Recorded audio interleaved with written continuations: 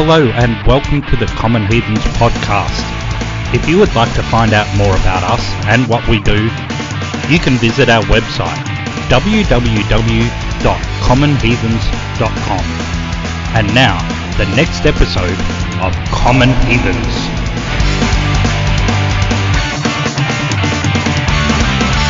Hello and welcome to Common Heathens. I'm Mr. Oz Atheist and this is Godless Mom. I am Godless Mom, otherwise known as Courtney. And I'm otherwise known as Donovan, and this is episode 2, and off the bat I want to thank everyone for the wonderful response we got to episode 1. It was more than we could have asked for. It was fantastic. It was overwhelming. I can't believe the response we got. I can't think of a single negative response. Same, and the last time I had a look at SoundCloud, we'd had over 8,000 listens. I was hoping for maybe 500 I thought would have been good. Yeah. So yeah, it's extraordinary, so we're very grateful for that. Thank you very much. Oz, we are at 9,800 listens right now.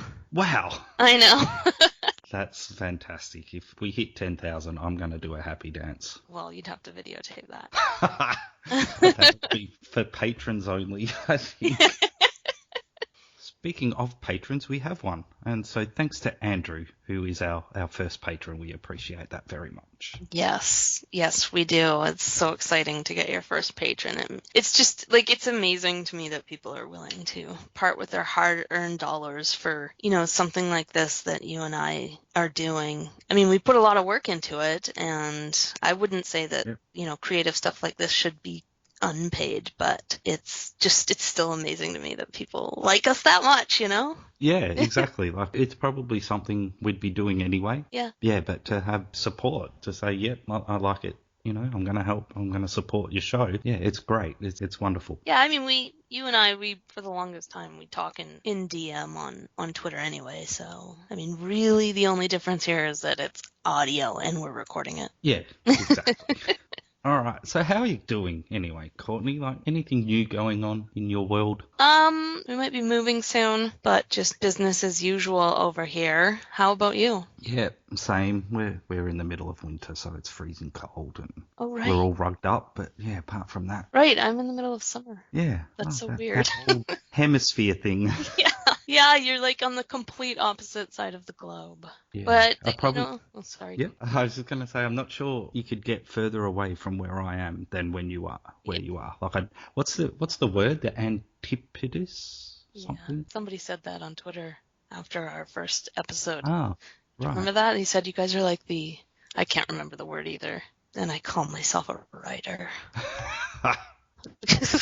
There has been one thing, though, that's kind of gotten me a little bit down, Oz, and I think it has you as well, and that is all of this gun stuff in the U.S. and all of these shootings and all this total carnage down there.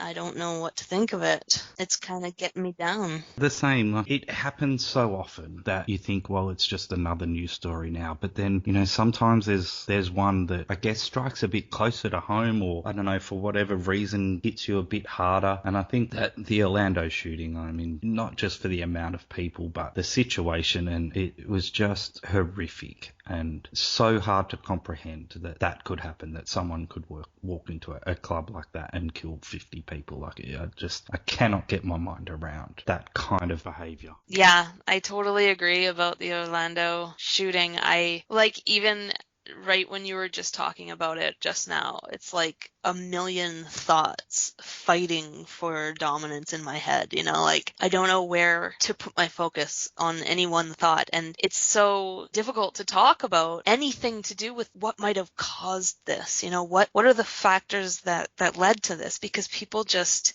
not you're very open-minded, you're easy to talk to, but most people are if you just take the wrong turn anywhere in your conversation, they just put up a wall or they block you, they get offended, they can't handle hearing criticism of certain things like the gun culture in America. A lot of people can't handle hearing that. I just wrote a blog about what has happened over the last few days. A good one. Thank you very much. And one of the things that I mentioned is that the Americans, when something happens like this, and particularly like the people I notice are us Aussies, you Canadians, the Brits, probably the New Zealanders, both of them, we say, hey, your gun culture is mad, stop killing each other. And they get more offended that we want them to stop killing each other than the fact that they're killing each other. They seem to get more upset that we say, hey, maybe you should control your guns a bit, rather than the fact that someone just walked into a club and killed 50 people. The perspective seems to be a bit out of whack. There's literally nothing that can change it. If Sandy Hook happens and gun laws don't change, then nothing's going to change it. And they get upset at us for saying we wish you'd stop shooting each other. And they go, but we want our guns. And you go, is it worth it? It's so totally foreign to me. I think they get upset. Like, in the United States of America, the Constitution is such a sacred document, like they treat it like some people treat the Bible, or some people treat the Quran, it's like scripture. Yeah, it is. It's like scripture. And they don't seem to understand that these amendments are called amendments because they're actual amendments. It's not the same Constitution that was originally righted. It's not the same Constitution that was originally written. It's been changed over time, and it's been adjusted to suit modern life and modern culture, and there's no reason why it can't continue to be edited and changed. It's not set in stone, and I don't understand. It is 100% Constitution worship. Yes. And the thing is, too, is like you said, that there's nothing they'd be willing to change about their gun laws. Like, there's really nothing that's going to make them change it. And basically, they're literally dying for their guns. I mean, as we speak, they are out on the streets dying to keep their guns. And I don't even think they're allowed to be buried with their guns. So do you get guns in heaven? Like, I don't understand. I tweeted last night, I said, you can't reassess things after you've died. I really liked that. That was good. Yeah, that's what's happening. They're killing each other. It's so awful. There was that line from, I think it was Charlton Heston, when he said, you can take my guns when you pry it from my cold dead hand, or something to that effect. Yeah. And you just said it. That is actually what's happening now. Yeah. It's a good video. It's on YouTube, where a guy walks into an office and he's got a gun from the late 1700s. And he's what you would call a disgruntled ex-employee. Like, they make that clear. And he takes a shot at someone and it misses because, it's a really old, bad gun. And everyone screams and flees the scene. And then he goes to repack the shot and the gunpowder in the gun, and no one's left. And then it says, guns have changed. Our laws should too. Mm-hmm. Which is a very good point. They're allowed to change the law. That they don't want to. And I don't understand it. I don't get it either, because, I've traveled in and out of the States too many times to count. I think I've been in the airport in Salt Lake City 40 times, and I've never actually left the airport. But I've flown in and out of the States so much, and every single time it's take off your shoes, you can't have liquids on flights. Like, it's not like that here in Canada, right? If you're flying domestically, It's not like, I don't know if it's like that in Australia, but it's not like that here. No. You can wear your shoes right through security, and there's no threat of a full body search. There's no threat of those x-ray machines that you have to stand in or whatever. Here in Canada, we can fly freely because whatever. But in the States, because they were so afraid of the consequences of terrorism, they were all willing to give up the freedom to fly without being personally accosted. And they were willing to do that to protect themselves from the threat of terrorism, which is minute compared to the threat of getting shot in the United States of America. But they're not willing to readdress their gun laws to avoid the threat of being shot. And I just don't understand that. Where's the logic in that? One of the things that these American people who are so defensive of their guns and stuff like that don't really understand is that nobody's suggesting we take your guns. Nobody's suggesting we take them. That's right. We're suggesting you look at the gun laws. You add maybe a little bit more regulation that would prevent people who have severe mental illness or a massive rap sheet a mile long, ex-felons, stuff like that. If you have the background checks, proper background checks, we're not talking about like walking into a gun store and saying, have you ever been arrested for a violent crime? We're talking actual background checks. If you do this stuff, you can avoid giving guns to the wrong people. And of course, the wrong people are still going to get their hands on guns. They do here in Canada, but I can tell you right now, fewer of them do. Like, it's insane. Fewer of them do. I think it was Michael Moore in his documentary Bowling for Columbine said that we have more guns here per capita than they do in the States. And I mean, here in this town that I live in, it's a tiny little rural town surrounded by wilderness, and everybody here has a gun. Every single person here has a gun. There are guns everywhere. Everybody hunts. There's a shooting range in every direction. But the thing is that people here are not obsessed with their gun. They're not obsessed with them. Yeah, they have them. It's just like having a whisk or a television. Nobody's like walking around with it. They're not walking around with their whisk or their television. It's just a tool that they have. Most people have to have them here because we live in a place where bears come down from the mountains and stuff like that. And then we also have people who like to hunt, which I have no problem with, but I don't like game hunting, but that's a whole other conversation. But yeah, it's completely different here. The attitudes towards guns here are completely different. If there was a sudden rash of shootings and gun crime was becoming more and more rampant around here, Canadians would give up their guns. Yep. It's not something we're emotionally attached to. It's like the Americans who are the gun people. They see it as an extension of themselves rather than something they own. It might surprise you, Oz, but I have shot a gun. You have? At what? At a can on my swing set when I was a child. It was blank. It was shooting blank. But my dad had this antique rifle that it actually belonged to my grandmother my great-grandmother who lived in Alberta growing up. And she had to travel through wilderness, up 7 miles of snowy hill or whatever in bare feet. Uphill both ways. To school. But she actually had to carry a gun with her to school because of the bears. And that was her gun from when she was a kid. And he kept it for a little while, but as we got older, he didn't like having a gun in the house. Yeah. He would keep the gun and my mom would keep the bullets and they'd keep them hidden. Right. So in case anybody lost their mind, they wouldn't be able to do anything. But even then, he still said he just didn't feel comfortable with it. So he gave it to somebody else in our family. That's pretty much the only time I saw a gun that wasn't strapped to a cop's hip until I moved here. And now they're everywhere. Like there's a gun show here every few months. But like I said, you need them here. I don't personally. Do you have one? No, I don't have one. I will never have one in my home. Yeah. I understand that other people have a differing view of guns, but in my mind, it is a machine that has been built to take life. Yep. And as such, I cannot have one anywhere near me. I understand that other people do, and I'm not casting judgment on those people. But for me, when you break it down, it's just a machine that's been built to take life, which that's gross to me. Yep. But yeah, I think honestly, when these things happen in the States, these shootings where it's literally every day. It's just every fucking day. Like, yeah, the police alone have killed over 530, I think it is, people this year. 506 of those have been gunshot deaths. Yeah. This year. That's one every 8.5 hours, Courtney, that the police are shooting. The recent ones of Alton Sterling, who is the person who prompted me to write the blog that I wrote about this. He did have a gun on him when he was killed. Mm-hmm. It wasn't in his hand. It was in his pocket, and he is pinned to the ground, and there's two police officers. One is on him. It looks like he's on he is kneeling on Alton's knees, Alton's on the ground, and then the other one is kneeling next to Alton's head. One of them shouts he's got a gun. The officer near his head pulls out his own service weapon. Seconds later, he fires. Alton doesn't move in that time in between.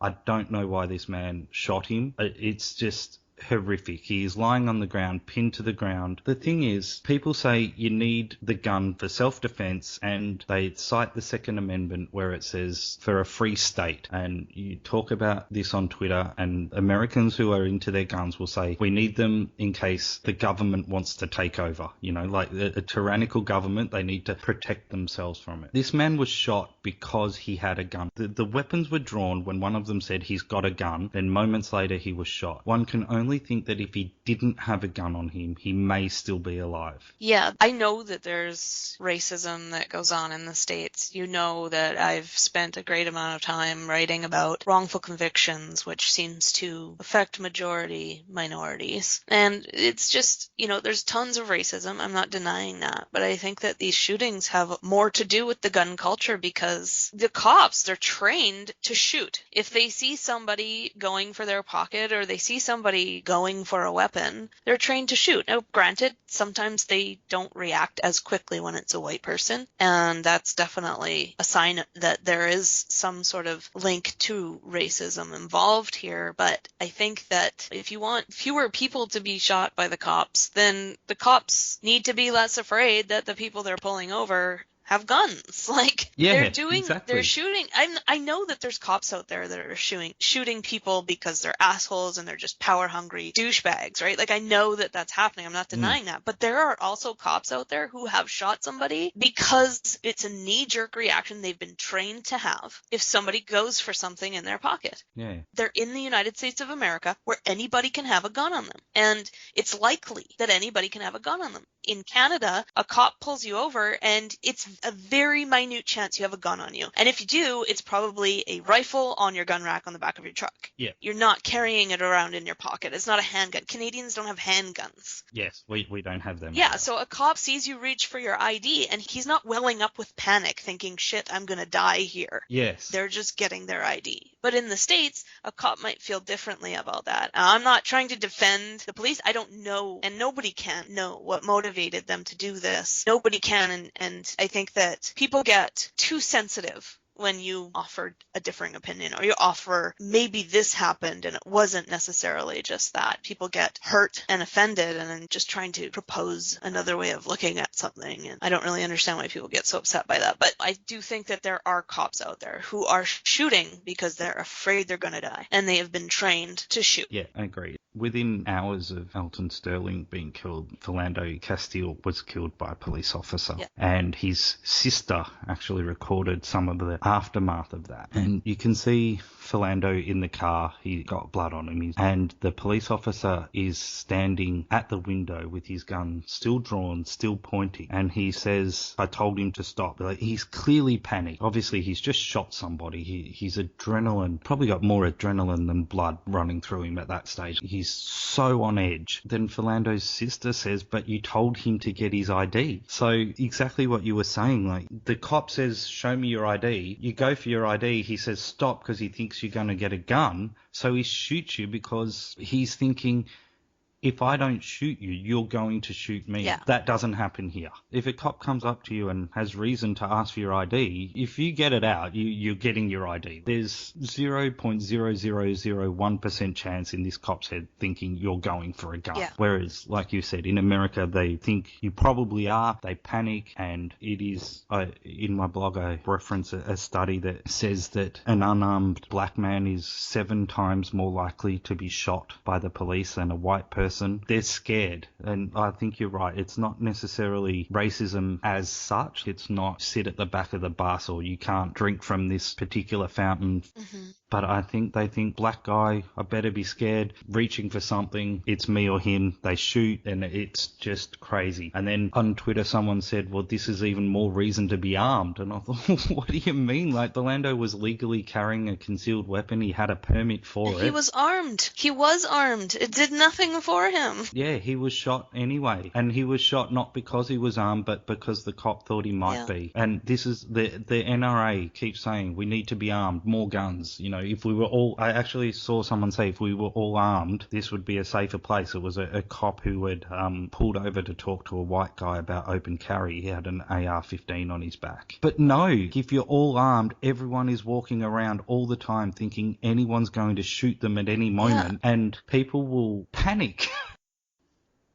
Shall we talk about something else? Perhaps we should before everybody unsubscribes to us.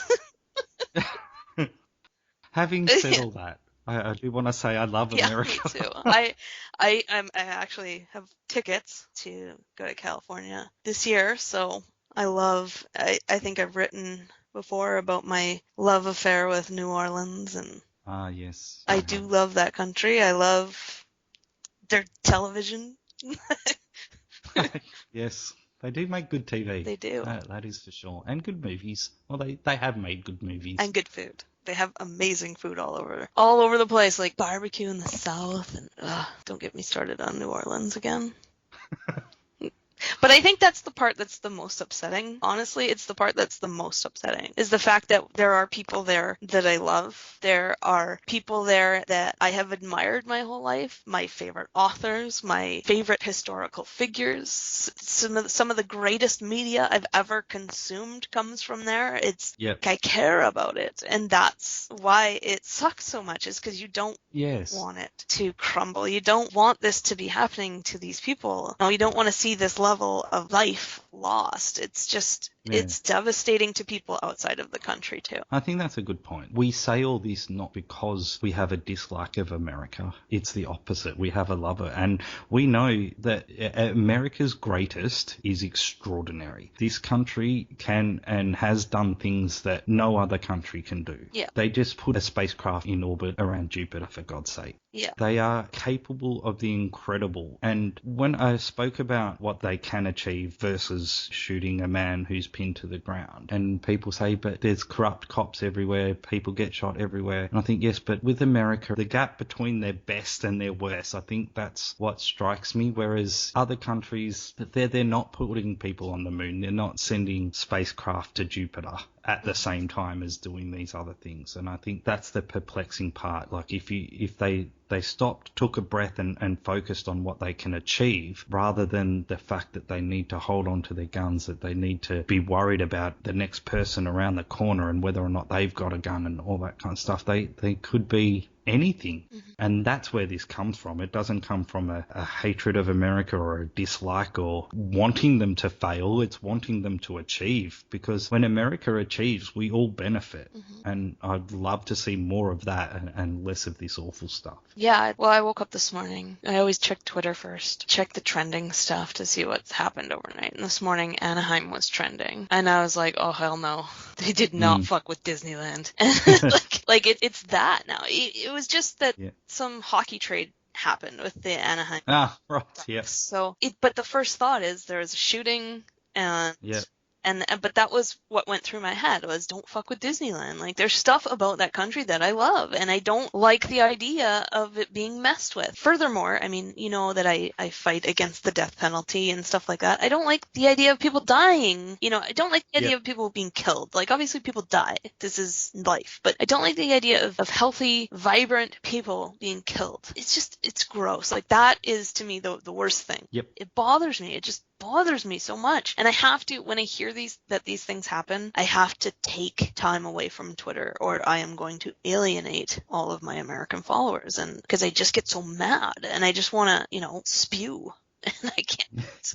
Yeah, I absolutely know what you mean. So, come on, America, lift your game. I do think a lot of Americans feel the same way, though. Yeah, I just of think course. they feel helpless. I think they don't know what to do.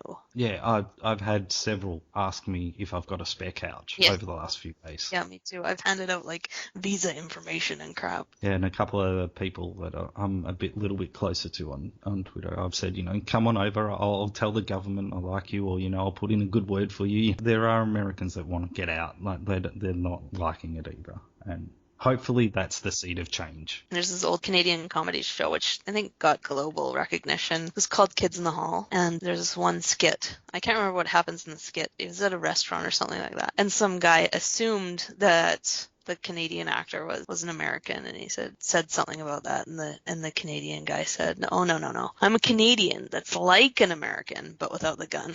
Yeah. I always thought that was funny.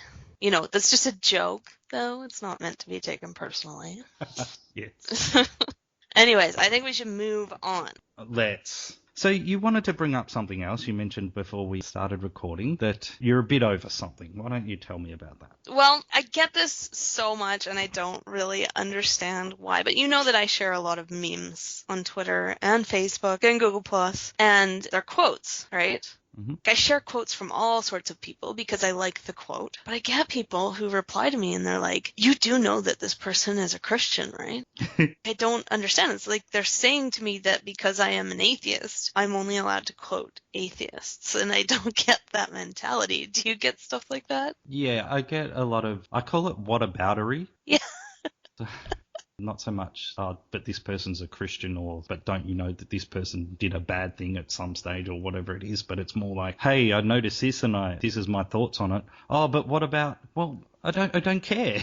Yeah. That's not what I'm talking about at the moment. Yeah. So I had a recent one where someone I follow posted an article where a judge had said to a rape victim, why couldn't you just keep your knees together? And this was in America. Mm-hmm. And I thought, oh, that's a bit of a horrible thing to say. So I retweeted it. And someone replied saying basically that it's worse in the Middle East and you're not really that likely to be raped in America and blah, blah, blah, blah, blah. And he used the hashtag rape culture and said there's no such thing. And I said, no one here has mentioned that, except for you. And then he went more on about how it's worse in other places. And then he said, find a real cause or STFU.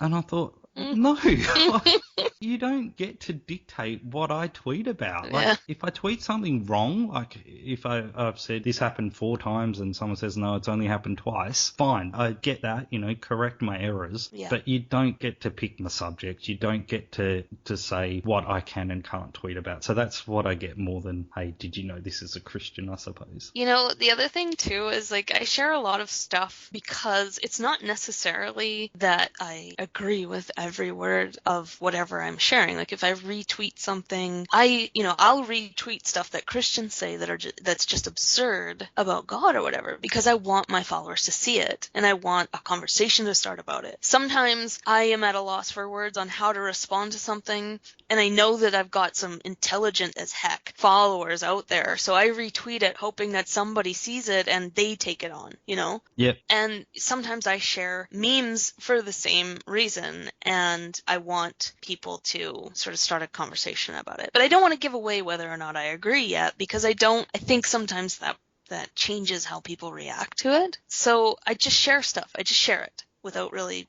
adding my own comment. And people assume that everything that I share is 100% things that I agree with. I had a long conversation with somebody, I think it was that God's antagonist guy. Ah, yes. Yeah.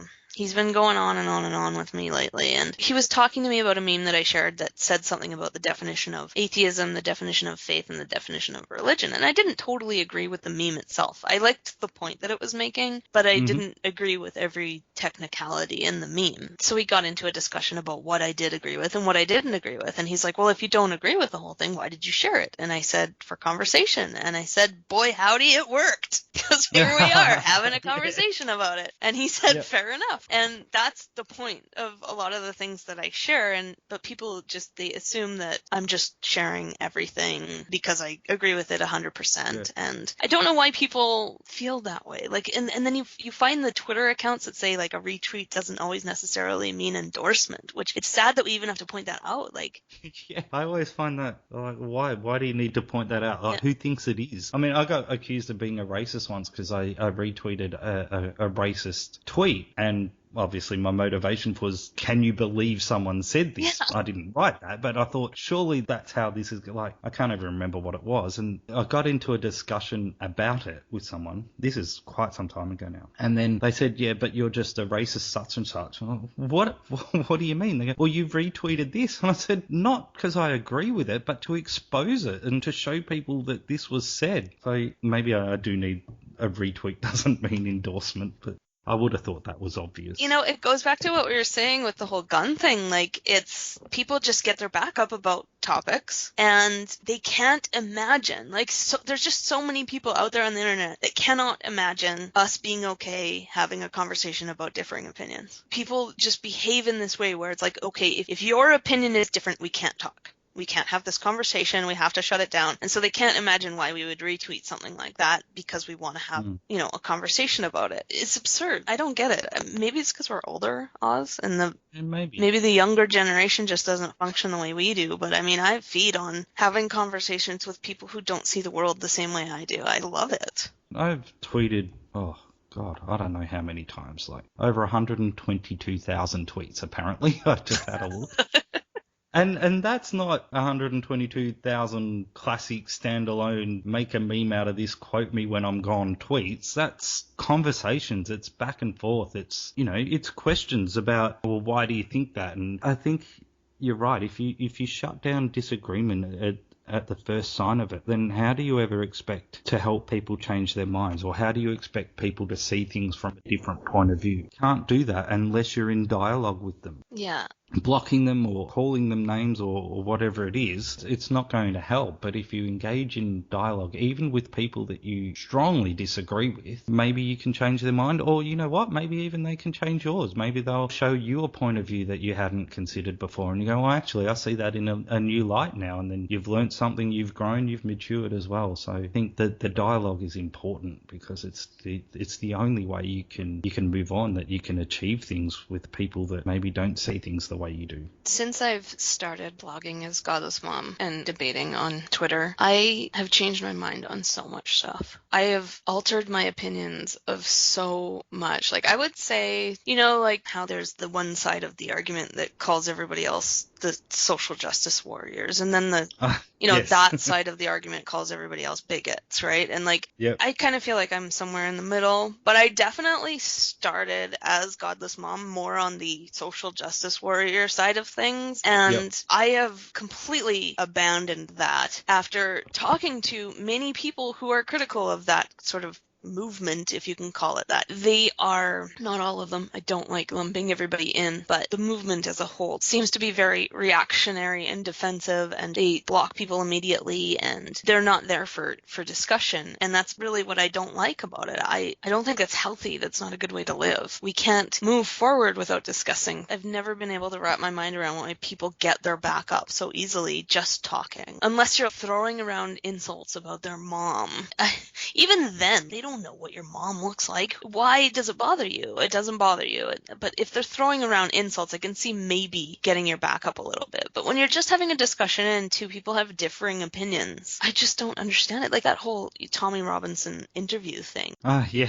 Blocked by so many people, and I didn't say one word sideways to anybody. I tried to remain calm. I didn't lose my cool. I don't recall losing my cool. Maybe I might have slipped, but I don't recall that. It was nothing personal. It was just a differing opinion, and my mind can be changed because I have changed my mind since I started blogging as Godless Mom, and I don't understand why people, their first reaction is to freak out and block me, as opposed to try and present their argument and get me to change my mind, which can happen. And better understand yours. Yeah. And I agree. So we're not going to have a disagreement on this one and block each other. So that's good. I don't block people because in the beginning there was a few people who were very hostile towards me just because I was being critical of religion, who are now atheists. And I don't know if it had anything to do with me or not, but if I had blocked them, then I wouldn't know that. I wouldn't be discussing with them anymore. It's not like we were super close or anything like that. They wouldn't have emailed me about it. I would never have found out if I had blocked them. And I don't know, you're losing out. You're losing out. I think there's a Hitchens quote about that, isn't there? He says something about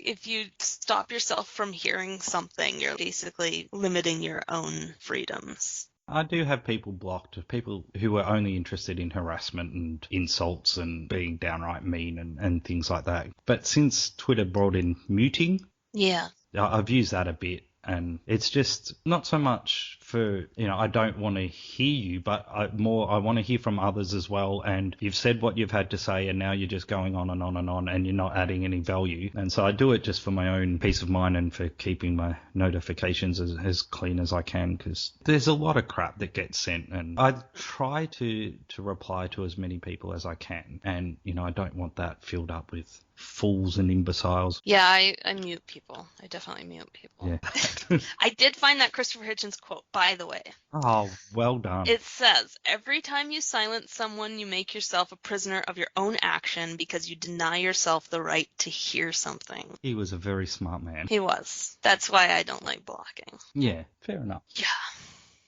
I wanted to share an exchange that I had on Twitter this very morning, if I may. Mm-hmm. There was a long conversation a few days ago, and I ended it with the person I was talking to by saying, so God created me to be an atheist and knows I'll never not be one. Do I get punished for that? And I didn't get a response. But then just today, someone replied to it saying, God created you and gave you free will to choose your own eternity. You have chosen. I asked him back. I said, he created me knowing I'd be an atheist, right?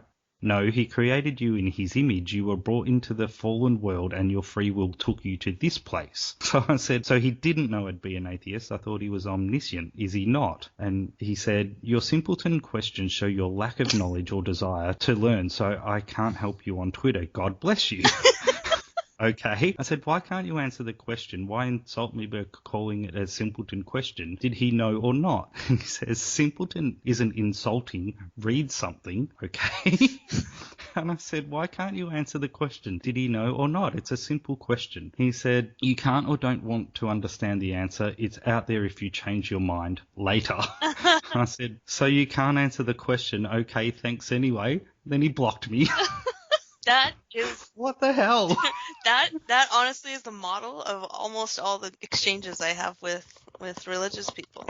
It's so bizarre. Like, as soon as you ask a question that they can't answer, like, I wonder if they realize, though, like, that they're leaving because they don't have a good way of answering it, but I wonder if they realize that there's really no good answer to that question. Yeah, or they just think, oh, stupid atheist, I can't get through to you. Yeah. I don't know if people have seen, but there's been a long conversation going on our website about what we don't believe in, and the person we've been talking to says they don't know what we mean when we say we don't believe in God. And I said, well, I don't have a concept. Like, I don't believe in the God that people tell me about. And so this guy that I've just spoken about, like, I don't know if his God is omniscient or not. There is almost as many versions of God as there are people who imagine that gods are real. So yeah, I think it's a fair question. If he says that I have chosen this path, that I've chosen to be an atheist, then it's a fair question to ask if God knew that this would happen. But no answer. And then he blocks me. Like, he comes to me. I've never heard of this guy before. I don't know who he is. He comes to me. He tells me that I've chosen this path which will end with me being in hell. And I ask him why. Nothing. Blocked. It goes back to what we were just saying. Like, how is that helpful for him? He can't now show me his point of view. He can't maybe get me to change my mind. He's done himself a disservice there. But why bother? Why bother approaching someone who you're just going to block? I wasn't mean to him. I didn't call him names. I simply asked him a question, and that was enough. It's an odd world sometimes, the old Twitter world. I think a lot of them, they've never gone down that line of questioning themselves. Like, before they approach you with it, they've never done it in their own head. They've never asked themselves, well, is God aware of the fact that other people are atheists? Is he aware that they were going to turn out atheists? Is he actually omniscient? All of that stuff. I don't know that they've gone through that line of questioning. And so they give you one of their cookie cutter apologetics tweets, and they think, well, this is just so convincing because it makes sense to them. But of course, we've done a lot more thinking about this stuff than they have, right? Yeah. You have to. I've been an atheist my whole life. I didn't have to find my way out of religion, but you had to do a lot of thinking about this to leave your religion behind, right? I did, yeah. Yeah, so you've explored all of these questions, and I think that it just comes down to the fact that they don't anticipate the things that you're going to say. They don't anticipate it, and so when you come back with the things that you say, they're good questions, but because he's never explored that before, he doesn't know how to answer it. It makes him feel really uncomfortable, Yeah. And that's the start of doubt. Yeah. It is. That's right. That's the seed. I wrote a blog ages ago called Be the Spark. Yeah. I think it would be rare that you'd ever say one thing to a believer and suddenly they're not a believer, but it's that spark. And, maybe this guy will go away now and think, well, hang on, did God know he would be an atheist? And if he did, well, why is he sending him to hell? And if that sort of thought is true, like I'm as God designed me, if he designed me and created me, then he knew that I'd be an atheist. And if he then sends me to hell anyway, well, is that fair? And, maybe those questions, it might take a week or a month or 10 years. Maybe they'll fester and grow within this guy, and he might come back one day and say, hey, thanks for asking those questions. Yeah, exactly. Okay, here's one. This is just nonsense. 90% of the comments I get is just nonsense. Maybe you would have a better chance understanding what they're trying to get across because you were at one point in time religious. For me, I think I've said this a few times on Twitter where I've just said, like, is this just word salad? Are you just typing random words? Like, this makes no sense to me. What does that mean, So here's one. This is from Luigi Sir Fancy on Instagram. He said, when man choose to sin, they allowed sin and the evil to be in us, and that created a barrier between God and us. Jesus broke the barrier and gave humans a chance to make it back to God. Now everything is our choice and people's choice what to do. Wow. Like, okay, this sounds to me like one of those cutscenes in Zelda where they're explaining like the Hyrulean legends of the whatever they call it, the gods in Hyrule and the evil spirits and all that stuff. Like, it honestly feels like I need to go on some kind of a hero's journey and find a sword or something. The side quest. Yeah, I don't understand. What does that mean? So what he's saying is when Adam and Eve ate from the tree of knowledge, that was the fall of man. So we allowed sin into our souls because we chose to disobey God. And by we, I mean fictional characters who never existed. Of course. And because of that, we were expelled from the Garden of Eden and we were now sinful. But God thought, you know what, I can fix this. So he sent himself as his son to earth to sacrifice him as his son to himself as God, to give us a path back to him as God, to save us from what he would do if he hadn't have done that. And that is Jesus. And now we all have this choice to live a life according to what people who made up Jesus said we should live like, or we can not, and then we'll end up in hell rather than heaven with God. So that's kind of, I think, what he's trying to get at. Yeah, no, I still don't understand. Have you ever considered doing Bible study with Oz? Yeah, that might be all right. Under questioning, it just simply all falls apart. Yeah, for sure. Q&A. This question is from Hapless Pete. When playing Blackjack and you're on 15, do you hit or stay? Courtney, what do you do? I hit because YOLO. Fair enough. I reckon I would hit on 15 as well. I'd feel bad. If I was on 15 and I didn't hit, I'd think wasted opportunity. Yeah. For sure. All I want to say to Hapless Pete, though, who I do talk with quite a bit, one of my friends on Twitter, I would say, do not listen to my gambling advice, because I am no good at it. No, me neither. I don't even really like it all that much. No. Except if you get me in a casino and I start at the roulette table, it's very hard to get me to leave it. Okay. I would like to play roulette, I think, not for money, like just for the fun of trying to play, but then you hand in all the chips at the end and go, well, thanks for that. But yeah. I don't need to gamble for money, if that makes sense. Like, I remember we had a casino built in Melbourne probably about 15 years ago now, and we went along to that just because, it was new, something different. We'd never had one here before. And I was there one time with a mate, and we were playing blackjack, and I was just out of my depth. Like, I didn't know really what I was doing. I don't know how to count cards. I don't know the strategy or anything. And apparently, I learned as I was sitting at the table that anyone else can come up and bet on your cards, and they live or die, if you like, by what you do. And so I'm playing this hand of blackjack, and some bloke walks up and he puts like down a $50 chip down next to my chip. So he's playing my hand, but I'm making the decisions. He's just betting on it. And I looked at him and I said, mate, I've got no clue what I'm doing. And I think I lost him $50. Yeah, we used to hang out in, because I used to live in Vancouver. We used to go to the River Rock, which is where all the washed up celebrities go to, like the comedians and stuff like that. Like if Roseanne Barr, who has blocked me, showed up in Vancouver, she'd go to the River Fruit Rock. Loop that woman is. Yeah. I used to hang out there a lot just because I've always been very quiet and I just go along with the flow. Mm-hmm. And so people used to just drag me there in my 20s. All my friends were like, oh, we got to go to the casino. And I'd think in my head, yay. And in case you didn't catch that was sarcastic. I did catch that. Yes. Okay. I just drink my face off, like a true heathen. Don't bet when you're drunk. Oh, but I did, and I lost a lot of money. Hit on 20. Well, I used to just play roulette, and then I'd bet on black or red. I'd never bet on a number or anything like that. So I'd either lose everything or double my money. It was very exciting. Yeah. Needless to say, I left a lot of money at the River Rock Casino. Next question. The next question is from Stephen K515555264. Do you think the atheists on Twitter are doing any good at changing minds towards reality with the Christian masses? I do. I think that for me, I've kind of noticed more people talking about it since I was younger. I was on the internet when nobody even knew about the internet. And back in the day, the conversations were nothing like they are now. And I've slowly seen more and more and more talk about secularism and atheism and just questioning religion and being critical of it and being skeptical. I've seen more and more and more of that being discussed out in the open. I think that it's not necessarily just the atheists on Twitter. It's the atheists everywhere on the internet, like on Reddit. Atheism, I think that's had a huge impact on people realizing that there's questions to be asked about religion, at least from being on Reddit. I think a lot of people have realized that. But the internet as a whole, I think it's definitely had an impact on the number of people who have at least felt freer to explore their doubts in Christianity. What do you think, Oz? Yeah, I agree. I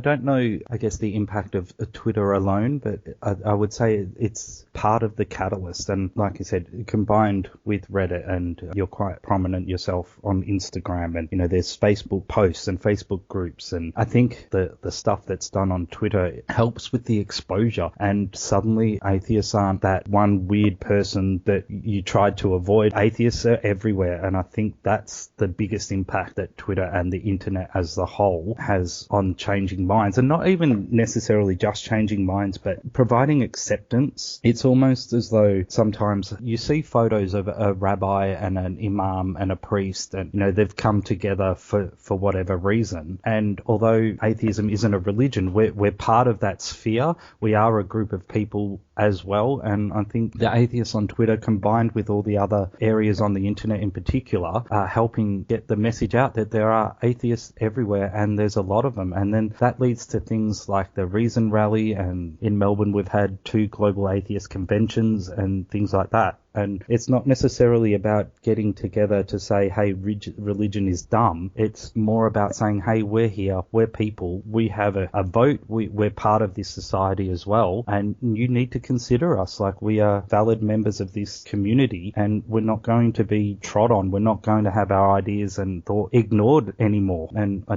definitely think the internet is the best tool that has ever been invented to get that message across. Yeah, I think it's really, really effective at showing our numbers, and I think that the Reason Rally is going to be effective at doing that as well. But I think even today, I think the majority of atheists are atheists who are pretending they're not atheists and are afraid to stop doing that. And I think that the more there are of people like you and people like me who are out there and just saying, yeah, I'm an atheist and I don't give a fuck what you think about me, it's going to help more and more people who are afraid to admit it come out and admit it, and feel free to be themselves and to be honest. But I think right now it's still the majority of atheists are atheists that are going to church every Sunday, maybe even atheists that are giving sermons in the church. I think that there are a ton of atheists out there who are pretending that they're not. I actually got an interesting message from somebody on Facebook the other day. He said that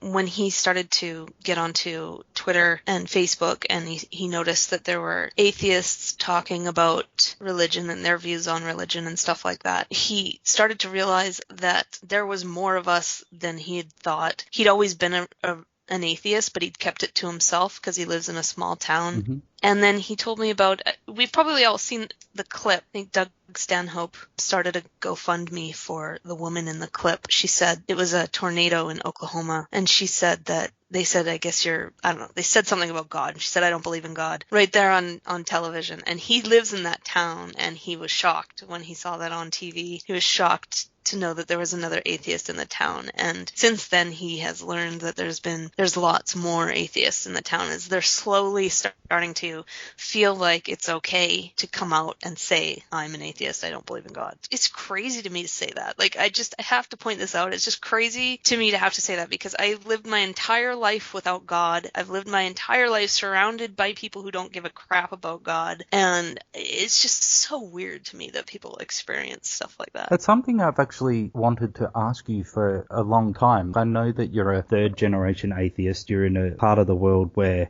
religion is probably not as big as it is, say, in the Bible Belt of the US or in an Islamic country. So I think that's a bit similar to me. Like, there are some vocal religious groups here, but by and large, it's not that bad here. So I was wondering, like, why did you take up the atheist cause if you're in a part of the world where you're not being impacted by it so much? I've answered this, I think, a couple of times before, but I've always kind of gone back to the days when I spent a lot of time on Reddit. Gone back. I still spend a lot of time on Reddit, but it was back when the atheism subreddit was one of the default subreddits. So it would show up on your homepage unless you specifically unsubscribed from it. And these quotes would go by from like Sam Harris and Christopher Hitchens and stuff like that. And at first I would just be like, ugh, these people need to shut up, you know, like, who cares, right? I was totally everybody that gets under my skin back then. And I was just like, oh, I don't care. But then slowly I would like read the quotes and I'd be like, damn, that's a good point. And, yep. Oh my God, that makes so much sense. I have to read this article. I have to go watch this, this debate. And before I knew it, it was just like there was so much going on in my head that I had to get it out. That's just how I deal with my thoughts as I write them out. I've always done that. So that's what I did. I just started Godless Mom. My brother got me drunk on Christmas Eve and said, you better fucking do it. So I did it. But it's also been like I've been really obsessed. Not really obsessed, but I just really enjoy following American politics. And I love American history. And it's just so interesting. It's like the most ridiculous reality show. It is. Like it's just like you can't pull away. Like they're about to elect a president who committed serious crimes with her email security and all of this stuff. And like it could happen where the second Clinton president gets impeached. Like that's just fucking insane to me. Like it's completely insane to me. But because I follow that, I know how there's been a struggle with religion and keeping the country secular. And so it matters to me there because I mean, the things that happen in the U.S. affect Canada greatly. So that's made me care about it as well. Okay. But I would say that for the most part, it was just Reddit. Okay. All right. Should we get to the next question? Should get to the next question. The next question is from Doc Holiday 3014, and Doc asks, has religion contributed anything of value to the world? Good question. You can attack this one first. I definitely think that it has. But the distinction here that needs to be made is that I think that those things would have been possible without religion. Mm-hmm. So, I mean, religion offers people a sense of community. I have a sense of community without it. So I know that's possible without religion. It's offered gorgeous architecture. And I think that that is also possible without religion because we do have buildings that are breathtaking that have been built for other reasons. Art, it's given us plenty of art. The maybe the only thing that is really amazing to me, really beautiful to me, that I don't think would have happened without religion is the Muslim call to prayer. I just think that that's just one of the most beautiful sounds on earth. But yeah, that's my answer. What do you think, Oz? The art, the architecture, and also agree that that is possible without religion. But there's definitely things that have gone down that path, and maybe they wouldn't have, or would have taken a lot longer to do that. I know areas that Christianity has gone into, I want to avoid using the word savage because it's not nice, but cannibalistic tribes and things like that. I guess it's what's culturally okay compared to what's not. I think, most people would probably agree that cannibalism is not okay. I know that Christianity, I'm talking a long time ago, went into areas and made areas a more civil society, made people a bit more accountable for their actions. And I know we can do that in a secular way now, but religion definitely had a part to play in that back in those times. The sense of community that you get from religion is very good, the sense of belonging, but you can also get that same sense from belonging perhaps to a book club or a football club or something like that. It's like you were saying before, it's not uniquely or specifically religious. Example I've brought up a couple of times. A friend of mine has relatives in the US who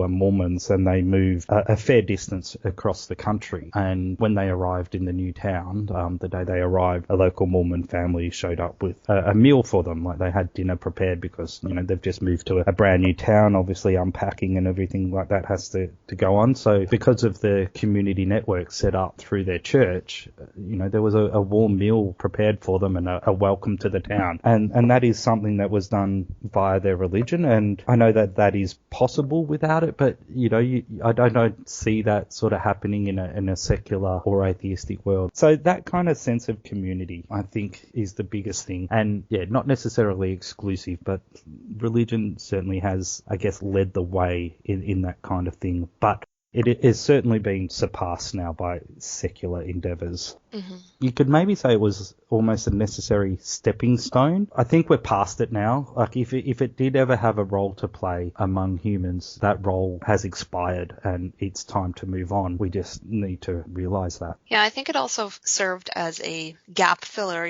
God of the gaps in our knowledge. We need to kind of explain everything, and way back when we didn't understand what the sun was or what lightning was or thunder was, stuff like that. It's kind of scary. I mean, you think about that stuff happening and not understanding why it's happening and not understanding if it's actually a threat to you or anything like that. Just being completely in the dark. I can imagine in that situation, like living that long ago, having these stories be a comfort, to sort of get through the fear of the natural world and all of this crazy stuff that goes on that we now understand. Yeah, I think that it offered that, but we obviously don't need that anymore because we have other ways of, we have a way of sorting out the truth now. Yeah, we know we don't need to throw a virgin into a volcano to appease the god within anymore. Just to touch on what you said, the best and only reason for God is lack of understanding. Now, whether that goes back to lightning and volcanoes and a solar eclipse, I mean, imagine not understanding what a solar eclipse was 2,000 years ago. Then that lack of understanding definitely leads to God. The places where that sort of thought only resides now is what caused the Big Bang and where did life come from? And I guess they're the two big unanswered questions. I think abiogenesis is making huge inroads into where life came from, and we've come a long way with that, but that seems to be where the majority of theists who sort of argue for God now, that's where they rest. And again, it's lack of understanding. And I point out to them sometimes, you sound like someone from 1783 saying it's impossible to get to the moon, when they say, it's impossible to create life in a lab. Well, okay, maybe it is today, but where will we be in 100 years? You have no clue. And so to put God in the place of your lack of understanding is just poor reasoning. Yeah, I think it was, I was on Reddit again, and I read that Elon Musk, is that how you say his name? I always read his name and never hear it. Elon Musk. Anyways, he said the other day that he thinks that we could be living in like a computer simulation game, some advanced civilization. Oh, yes. Like we're just characters in a computer game. And yeah, I don't know why I decided to talk about that, but something you said reminded me of it. But yeah, there's that gap. There's that one gap, and that's always where you find God, is in those gaps. Yeah, and the gaps for God to hide in get smaller and smaller every day. Yeah. The thing I've said a lot as well is that every explanation we have, there is no exception, is a natural explanation. So things are either explained naturally or they're not yet explained. Yeah. God did it has been the posited answer for many, many, many things. Never once proven right, always proven wrong. So Yeah. I question anyone who says, well, we don't know X, therefore God did X, because that has never, ever come true. We don't know X, therefore we should try to find out. That'd be bad odds if you were at the casino. Yeah, it would be. That would be betting on blue. That really... Totally.